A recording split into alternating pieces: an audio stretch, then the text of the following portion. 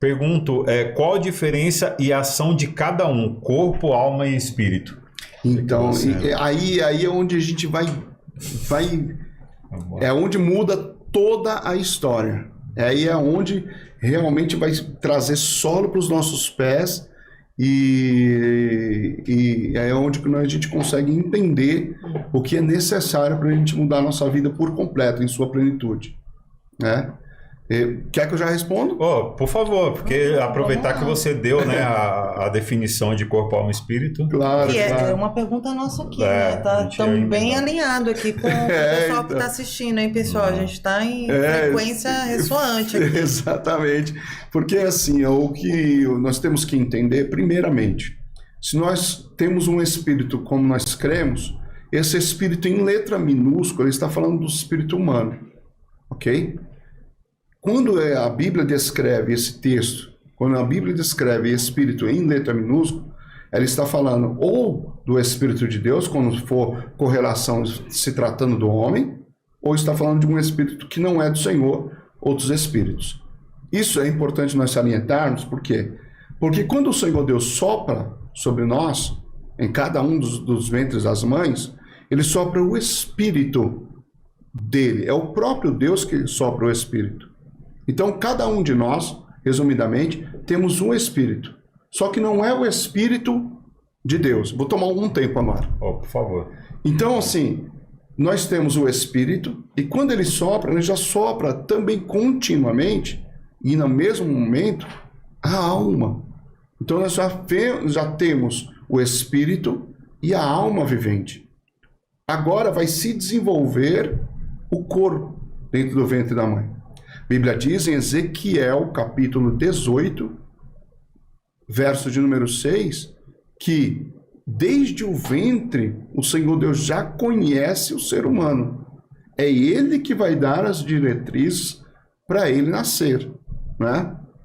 E aí a gente tem alguns pontos que a gente tem que tomar bastante cuidado, porque a partir do momento que o Senhor Deus cola, porque quem cola é o próprio Deus.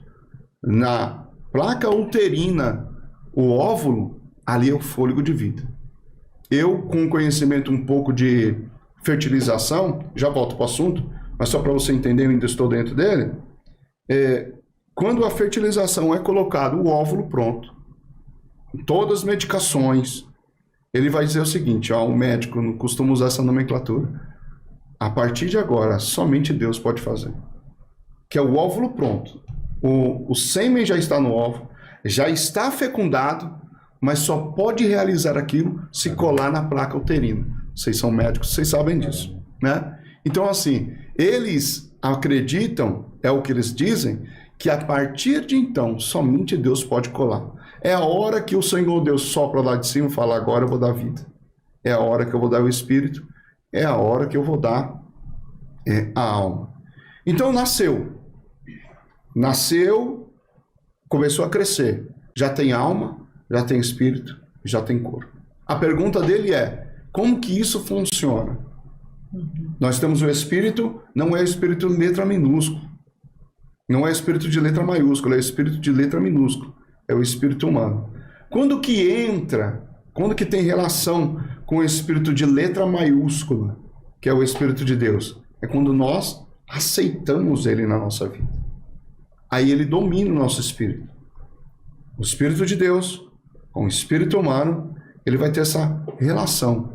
Por isso, Renaldo e Esmeralda, é que a tricotomia vai fazer com que a gente entenda também dessa forma. Sim. Por que nós temos o espírito humano e não temos só a alma? Porque o espírito é justamente uma ligação. O espírito humano são, digamos assim, vamos dar um exemplo aqui, vamos falar sobre como parábolas. Uma tomada de 3 pinos não entra numa de 2. Então é preciso ter uma tomada de 3 pinos para entrar na de 3 pinos. Vou resumir.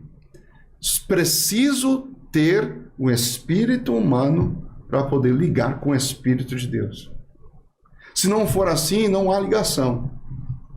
Então, começa-se aí. Aí eu pergunto, se nós temos o Espírito de Deus agora, temos a alma e temos o corpo, por que então nossa vida não é totalmente plena? Sim. Aí é onde entra a alma. A alma é o centro das emoções, onde estão as nossas vontades, onde estão, já estamos respondendo aqui, sim, né? Tá. Onde estão os nossos desejos e onde está a nossa racionalidade, onde está o nosso livre-arbítrio. Ok?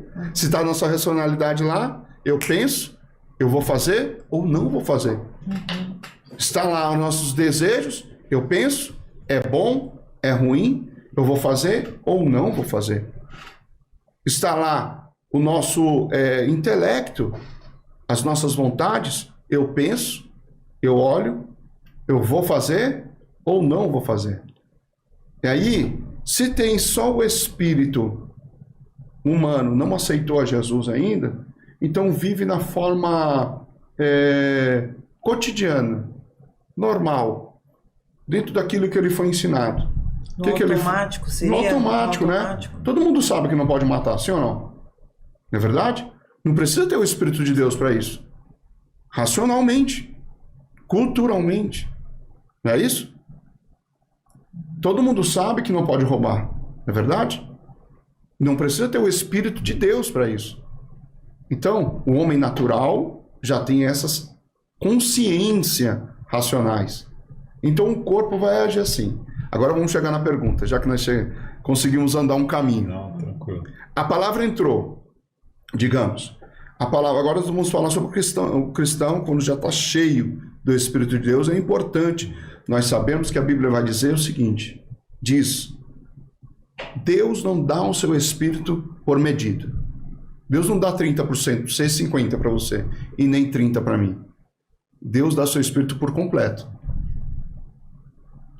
O Renato está com os olhos arregalados. Tá muito bom o assunto, né? Agora é isso. Se você tem o Espírito de Deus por completo, Elenaldo, então por que nós fazemos coisas erradas? Se a plenitude do Espírito de Deus está dentro de nós, por que então que nós fazemos coisas que não nos agradam? Não agrada os homens, muito menos a Deus. Se nós aceitamos a Jesus, se nós cremos em Jesus e o Espírito está em nós, por que então que nós tomamos atitudes que não agradam ao Senhor? Se eu fizesse essa pergunta, o que vocês responderiam? Seria uma pergunta difícil, mas é simples de se responder. Por quê? Quando a palavra entra no corpo, ele vai passar na alma. Existe um caminho que não tem como pular. Qual que é esse caminho, pastor? O caminho passa pelo corpo e existe uma diferença. Existem as pessoas que ouvem e existem as pessoas que escutam. Ok? Uhum. Claro isso? Hoje está cheio de pessoa que só escuta. Percebeu, né? Mas para quem não entendeu, eu vou explicar melhor. Existem pessoas que eu estou falando aqui, mas elas estão só escutando, não estão ouvindo. Qual a diferença? Eu explico. A diferença é quando você escuta, entra por um ouvido, já dizia os nossos avós, né? Sim. E sai pelo outro. Você não dá ligança, se é que existe isso no dicionário, essa palavra. Você não interpreta aquilo como benefício, você não interpreta aquilo como algo bom, você não interpreta aquilo como algo para a sua vida. Não faz sentido para você. Mas quando entra no ouvido e você realmente ouve, a Bíblia diz, aqueles que têm ouvido, ouçam. No livro do Apocalipse vai dizer isso pelo menos umas 14 vezes, só até o capítulo 5º.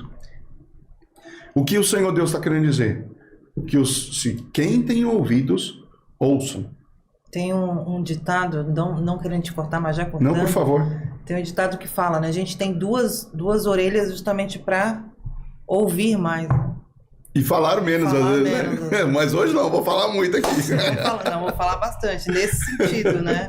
É nesse sentido. Mas a questão de quando a palavra vem e ela ouve a palavra, ela direciona um caminho que não tem como desvencilhar. Qual que é o caminho? O caminho da alma. Ela passa na alma E quando vai passar na alma, ela vai fazer o cinto das emoções. Aquilo vai fazer sentido para ele? Aquilo é benéfico? Faz bem para o meu corpo? Faz bem para o meu ser? Faz bem para a minha alma? Então, essa palavra, quando é a palavra direcionada de Deus, a Bíblia diz que a palavra de Deus, ela não volta vazia. Isto é, ela sempre vai alcançar o Espírito. Ela sempre vai entre juntas e medulas. Ela sempre vai no seu objetivo. Só que o problema não é ir. O problema é voltar. Porque nós somos dotados de espírito humano, cheios do Espírito de Deus. Eu estou dando um exemplo do cristão, sim, ok? Uhum. Daqui a pouco nós vamos abrir um pouco mais. O exemplo do cristão, a palavra vai. Quem está dominando o espírito humano? Aí é onde mora a questão. Quem domina o espírito humano é que vai dar a direção quando volta, Leonardo. Helenaldo. Não é quando vai, é quando volta. Porque quando volta, ela segue o mesmo caminho da volta. E quando volta, ela passa na alma novamente. Porque tem palavras emocionais, jargões, palavras que a gente usa para poder alegrar o coração.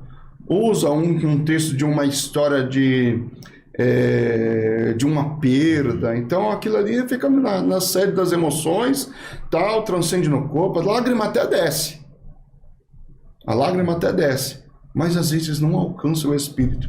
E se não muda o espírito, não transforma a pessoa. O que faz transformar a pessoa é o espírito humano.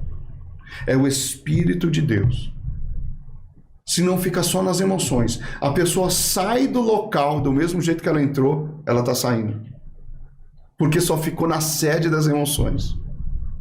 Quer ver? Vai num show.